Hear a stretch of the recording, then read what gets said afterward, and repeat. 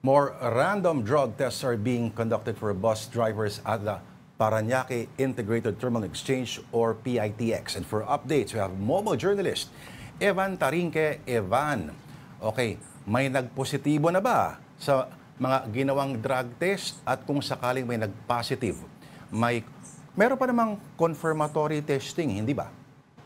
Tama ka dyan, Pops Lord. No? Simula nga kasi ngayong araw, talagang inaasahan na yung pagdagsa ng mga pasahero dito sa PITX. No? At tinasahan pa ngayon, may dami pa yan bukas, no? Kung saan wala na talagang pasok buong araw. No? Gaya nga sabi mo, Pops Lord, tuloy-tuloy yung random drug testing na nangyayari dito sa PITX. Kanina nga, umaga pa lang nakaset up na yung drug test facility dito sa may second floor naman. No? At talagang tuloy-tuloy rin yung pagdating at pagpasok ng mga bus drivers na tine-check ng Land Transportation Office, no, dun sa kanilang urine sample. Dahil ito kasi nga kanilang rapid test, no, mabilis lang. Actually, Paps, ilang minuto lang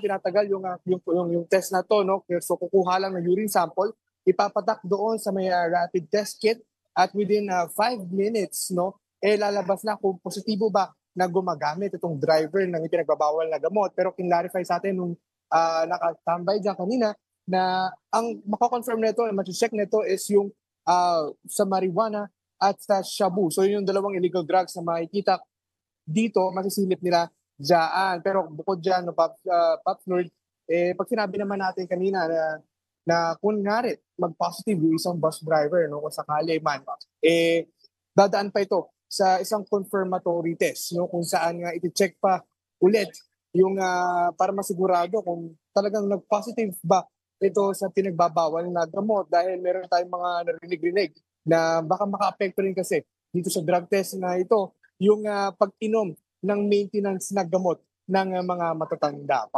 Pero Evan,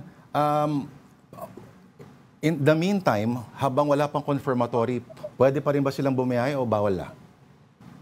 Pops Lord, kung sakali mang mabigyan or mag-negative or mag-positive dito sa drug test, usually ang nangyayari is confiscate yung driver's license at hindi mo na sila makakabiyahe up until maging mag-negative sila doon sa confirmatory test. Yun nga yung pero bukod dyan, no, Pops Lord, kanina sinigurado naman ng DOTR actually kahapon at ng pamahalaan ng PITX na kung sakali mang may mag-positive na driver, meron namang papalit ka agad, no, para just in case hindi maabala rin kasi yung biyahe ng mga pasahero dahil sa mga oras na ito nga actually, Pops Lord, halos 52% na ng mga bus, lalo na yung pabiyaheng Bicol, yung fully booked na. Kaya naman kung makikita nyo yung nandoon sa isang ticketing booth dito, talagang marami ng taong nakapila na bumibili ng ticket. Okay, Ivan, several questions. Yung una, gaano kadalas yung random drug testing throughout the day?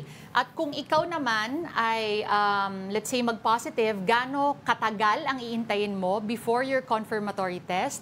At yung binanggit mo kanina, no, yung paano kung may maintenance medicine sila, how will they prove na legit din yung kanilang ipapakitang reseta, and what are the security measures in place to make sure na yung sample na pagkukuhanan, yung urine sample in the first place is not compromised? Okay, so pwede ko kayong ilakad papunta doon. Medyo malayo lang tayo ng konti, pero pakita habang naglalakad na rin tayo, kwento ko na rin yung kung paano ginagawa yan, no. So una, no, Denise, habang pakita na natin sitwasyon, balik natin sa likod ng cam para makita natin sitwasyon. Oops, no. Ayan. So first, Denise, no, yung pagkuha ng mga samples natin, mabilis lang, no. Actually, very random kasi may mga nakausap tayo mga bus drivers na nakatambay lang daw sila doon sa kanilang garahe at bigla silang kinakatok at pinapapunta nga doon sa drug testing facility dito sa loob ng PITX. So, itong itsura. Currently ngayon, no, medyo maluwag pa naman, pero inaasahan na mas sikip pa ito. So yun, pag kukuha ng urine samples, so within 5 minutes na lalabas kagad yung result netong ating drug test. Malalaman dyan kung ang driver ba ay gumagamit ng shabu or marijuana. No? Pero kung nag-positive sila dyan, magkakaroon ng confirmatory test. Itong confirmatory test, no, ayon doon sa nakausap natin doon sa desk ng drug testing station, pwedeng pumatak daw ng up until 1 week yung confirmatory test. Pero depende daw yan doon sa situation. Pero naman, so aside from that, no, yung part na yun yung medyo nagpapatagal doon dahil doon din sa confirmatory test na yan, mati-check din kung yung bus driver ba nag-false negative or nag-false positive dahil nga doon sa gamot na iniinom o yung maintenance dahil meron daw talagang chance na makakuha. Pero Ivan, simula dun sa unang step na ipapatawag ang driver, do they have any chance to go anywhere else o sila ba ay Nakalak. Oo, sila ba ay kumbaga sinasabayan papunta sa testing facility? Pwede mo bang ipakita yung pagkuha Paano ng ba? Okay, sample? so wait lang. Naglalakad tayo, medyo malayo tayo sa question nila. Pero eto, so basically, kakatukin sila. May LTO officers na kakatok sa kanila or pupuntahan sila. No? So wala silang choice kundi sasamahan sila kasi netong LTO officer papunta doon sa drug testing sites. Wait lang, hiningal lang ako bigla. Medyo Hindi, basta Okay. yun na lang kaklaruhin natin. Kumbaga, simula ipatawag sila, susunduin sila at sasabayan sila papunta sa testing facility. Walang chance to go anywhere else. Tama ka dyan, Denise. So, walang chance na mag-iba ng ruta, no? Kasi ang ginagawa actually ng ibang bus companies, according to kay Acting Secretary Giovanni Lopez, no? May mga bus companies daw na nung nalaman na merong drug testing facility dito sa loob ng terminal, binababa na daw yung mga pasahero doon pa malayo. So, walang choice yung ilang pasahero kung hindi maglakad ng malayo. So, medyo malapit na tayo. Kaya mo yan, Ivan. Lakad. Ivan, okay. Ang mga taga-LTO ba yung personnel na nagko-conduct? LTO o PDEA?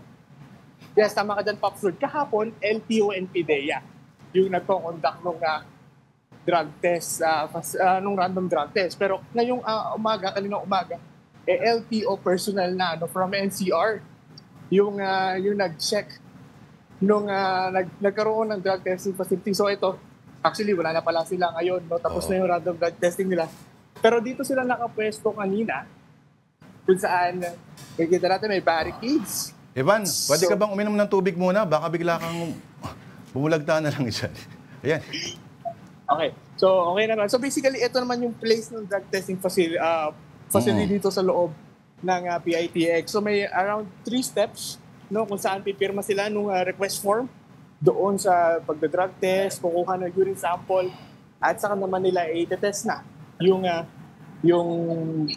urine sample doon sa may rapid test kit at within 5 minutes, lalabas na kagad kung positive or negative yung bus driver. Password.